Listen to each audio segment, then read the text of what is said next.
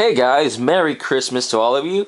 And if you don't celebrate Christmas, then to whatever you celebrate, or if you celebrate anything at all, have a nice day.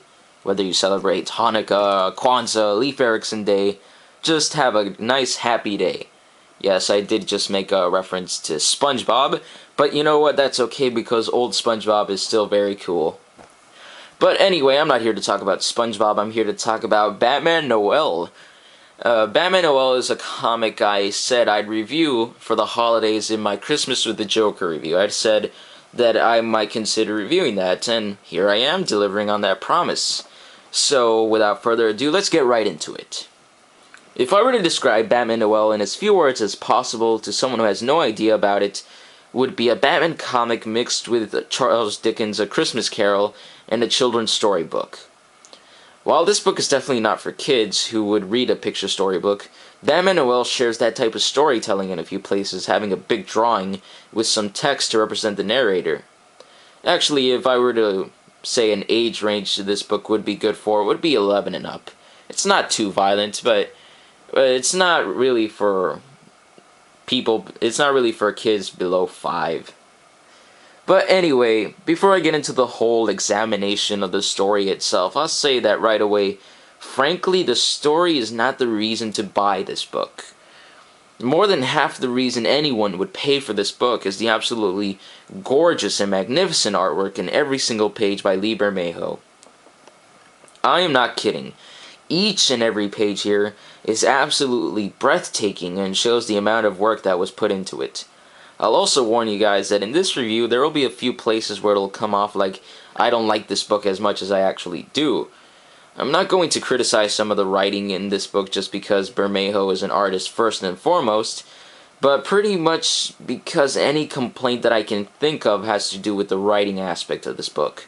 Make no mistake, the writing in this book is nowhere near to the point that it's not enjoyable to read, but I'm not a fan of some of the characterizations here. In terms of the writing, the biggest strength here is the very cool parallels between Batman and his world to the characters and storyline of A Christmas Carol. Batman is appropriately Scrooge, Jason Todd is the ghost of Jacob Marley, Catwoman is the ghost of Christmas Past, Superman of the present, and Joker of the future. The characterization I like the least, oddly enough, is Batman himself. This Batman is different from how I normally picture Batman in my head, which is less problematic because I can see that most of the reasons for this altered Batman are so he can fit better as a parallel to Scrooge. Where I have the real problem is that the standard Batman can already be a good parallel for Scrooge, but in a more subtle way. Batman has some dialogue that sounds more like something Scrooge would say rather than Batman, so the connection between the two feels a bit forced sometimes. I feel like the ending of this book changed Batman in a more subtle way than how he was characterized for most of the story. It's almost as if by the end he has become more like the Batman I know, so that's a big plus to the story. An example of what I've been trying to illustrate this entire time I've been talking about Batman is when Batman faces Catwoman because Gordon told him that she might have information, and when she doesn't, Batman just stands there calling Gordon a fool. Batman wouldn't say that, but Scrooge definitely would. However, after getting through his near-death experience, Batman convinces Bob Cratchit not to kill the Joker by telling Bob to show his son what kind of man he is. Now that sounds like the Batman we are familiar with after having gone through this change. The other weakness, or perhaps nitpick in this case, would be Bob Cratchit's, but mostly because how he fits into this story confuses me. What I mean by this is that he's the narrator, but he says he got the story from his father. It makes me wonder if the actual book by Charles Dickens exists in this Batman world, which would be confusing because then Bob Cratchit would exist in the world of Batman and the world of A Christmas Carol. Maybe I missed something, but this is just an odd nitpick. A more serious problem I have with Bob's character is that when he's explaining his lifestyle of being forced into crime to support his son Tim, he says that, quote, the Cratchit family weren't the type to complain about their position in life. Yet more than once, Bob talks about how he hates living in a miserable neighborhood and how he hates his job as a criminal. I didn't feel as happy for Bob himself when Batman makes his life better as I did in A Christmas Carol when Scrooge helps Bob out. I suspect the big reason for this is because Batman's vision of the future does not include the terrible fate Bob's son has if Scrooge slash Batman doesn't change. An interesting thing this book does with Bob that in the original Dickens story is not really there is that in the original story Bob only really works for Scrooge, but here he works for the Joker and at the same time works for Batman as well, who is Scrooge in the story, of course, as an employee of Wayne Enterprises. Aside from some Joker dialogue, these are pretty much all my real complaints with this book.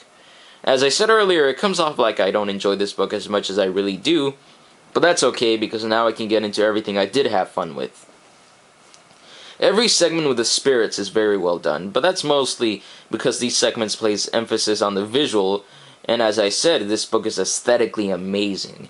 Catwoman especially is drawn fantastically, and it was the character Bermejo was most looking forward to draw, which shows here.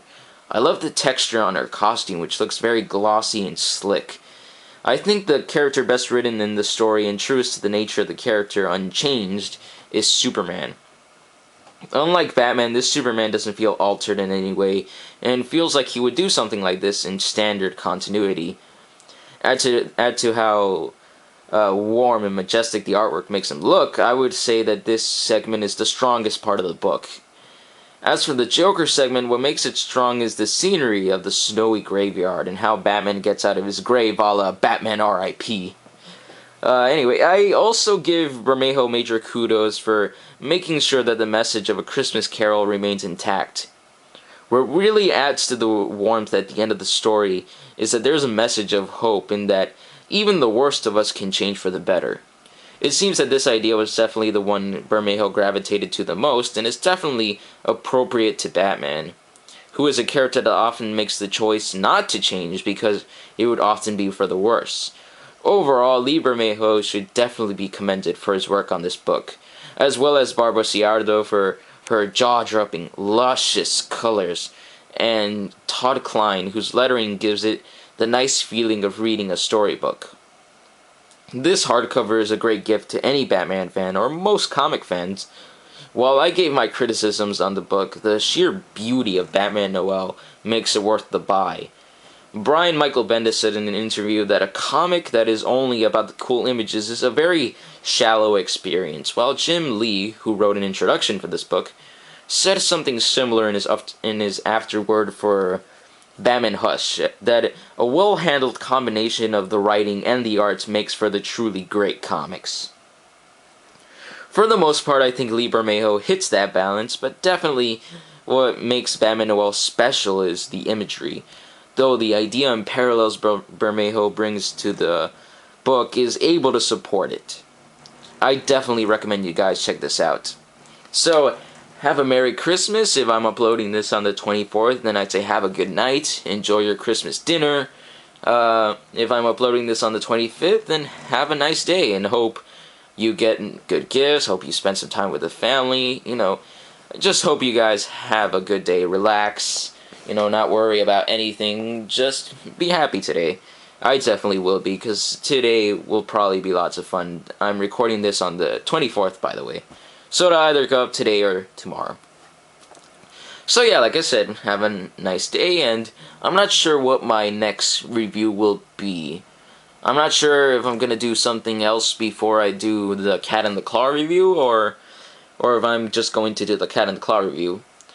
I might do a review of Trigun Maximum Volume 1, or Amazing Spider-Man Omnibus that I'm going to get. I'm not sure, but just know that I'm not going away anytime soon. I'm still going to do reviews. I'm just not sure right now which one is next. So, in conclusion, expect either the Trigun Maximum, Amazing Spider-Man Omnibus, or the Cat and the Claw review. So, thanks you guys for watching, and enjoy your holidays.